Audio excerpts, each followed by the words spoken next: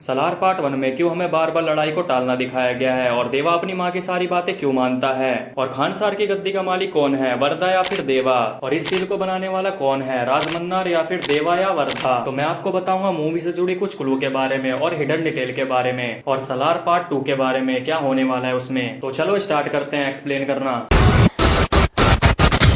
तो मूवी में हमें दिखाया जाता है देवा कुछ गाड़ी के पार्ट को अपने कंधे पे रख के आ रहा होता है। सेम यही पार्ट देवा के आदमी भी लेके आ रहे होते हैं। अब एक चीज आपने नोटिस करी, देवा ने जो पार्ट पकड़ा था वो अकेले पकड़ा था और इन तीनों ने मिलकर एक पार्ट को अपने कंधे पे रख रखा है। तो ये थी देवा की पावर जो आपने मूवी में मिस कर दी थी। यहाँ पर कुछ गुंडे आद्या को परेशान कर रहे होते हैं, तभी वहाँ पे देवा की एंट्री होती है और देवा बोलता है लड़की को जाने दो। अब इन गुंडों में से एक गुंडा आद्या को टच भी कर देता है, तब भी वहाँ पे देवा कुछ नहीं करता। उसे गुस्सा आ रहा होता है पर वो कुछ नहीं करता। क्यों नहीं करता बताता हूँ, क्योंकि देवा की माँ ने आदेश दिया था देवा को कि कभी किसी पे तू हाथ नहीं उठाएगा। अब जरा यहाँ पे देखो, देवा ने जिस चीज को पकड़ा था उसका निशान देखो। अब फिर से एक बार लड़ाई को टाल दिया जाता है मूवी में। वेल अब इस सीन में देखो, देवा ने एक प्लास्टिक का चाकू पकड़ा होता है, तभी देवा की माँ देवा से बोलती है वो चाकू मुझे दे दे, वो भी बहुत जोर से, ऐसा मानो कि देवा किसी को मारने जा रहा हो और उससे चाकू छीन लिया उसकी माँ ने। ऐसा इसलिए क्योंकि देवा की माँ चाहती थी ये किसी से भी ना लड़े, ये प्लास्टिक का चाकू क्या एक छोटा सा कील भी अपने हाथ में ना पकड़े। देवा की माँ चाहती है कि देवा अपने पापा की तरह ना बने, इसलिए देवा की माँ देवा को हथियार छूने से मना करती है। वो उसको एक बच्चे की तरह ट्रीट करती है। अब इस सीन में आद्या को कुछ गुंडे अपने साथ लेके जा रहे होते हैं। वहाँ पे देवा भी खड़ा रहता है और फिर देवा की माँ भी वहाँ आ जाती है। देवा की माँ देवा से बोलती है जो मैंने लकीर खींची थी 7 साल पहले वो मैं आज तोड़ रही हूँ, चाहे तो इनके सामने हाथ जोड़ ले या फिर उठे हुए हाथ तोड़ दे।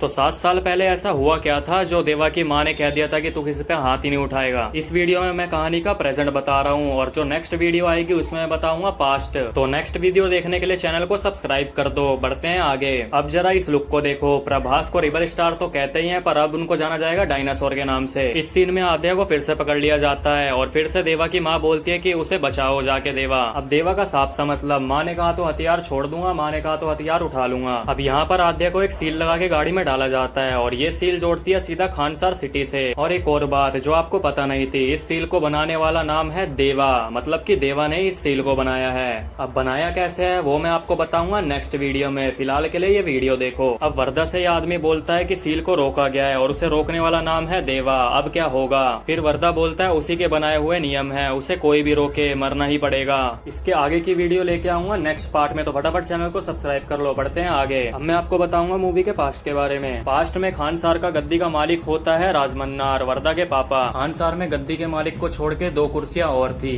एक सरदार और एक कापर। जिसके हाथ में एक कड़ा होता है वो है कापर वाला और जिसके हाथ में 2 कड़ा होता है वो है सरदार। 14 कापर वाला होता है गद्दी का मालिक खानसार की, जो कि राजमन्नार पहले से ही था। अब राजमन्नार को किसी काम से बाहर जाना पड़ता है खानसार छोड़ के। जाने से पहले राजमन्नार रंगा से कहता है कि अपनी गद्दी छोड़ दियो क्योंकि उस पे मेरा बेटा बैठेगा, सरदार की जगह लेगा वो। खानसार के लिए पहले एक किताब बनाई गई थी जिसका नाम था निबंधन और ये छोटे बड़े सब पे लागू थी और इस किताब के बारे में सिर्फ इसको पता था और राजमन्नार को और देवा को बस। रुद्रा रंगा से बोलता है कि अपनी कुर्सी दे पाएगा, अपने सरदार की कुर्सी क्या तू वर्दा को दे पाएगा। फिर रंगा बोलता है कि राजमन्नार का आदेश है, देना ही पड़ेगा। भारवा बोलता है निबंधन में ऐसा कुछ नहीं लिखा, मैं तुझे मारता हूँ तू मुझे मार, बलवान की ही कुर्सी बलवान का ही राज्य है। मैं आपको बताता हूँ, खानसार में कोई किसी के कहने पे अपनी कुर्सी नहीं छोड़ सकता जब तक वो खुद की इजाजत ना ले। वो खुद से ही अपनी कुर्सी छोड़ सकता है बस। थियरी को ध्यान से समझो, अगर किसी ने किसी को जान से मार दिया तो वो कुर्सी उसकी ले सकता है, जैसे राजमन्नार ने देवा के पापा को मारा था और फिर उसकी कुर्सी छीन ली थी। अब भारवा और रुद्रा और रंगा ने मिलके प्लान बनाया कि हम वर्दा को मार देंगे, पर निबंधन में एक और चीज थी, सीज फायर। अगर इसका किसी ने ऐलान कर दिया तो सीज फायर लग जाता है 10 दिन के लिए। जब रुद्रा रंगा और भारवा वर्दा को मारने के लिए गए थे तो वहाँ पे राजमन्नार की बहन ऐलान कर देती है सीज फायर का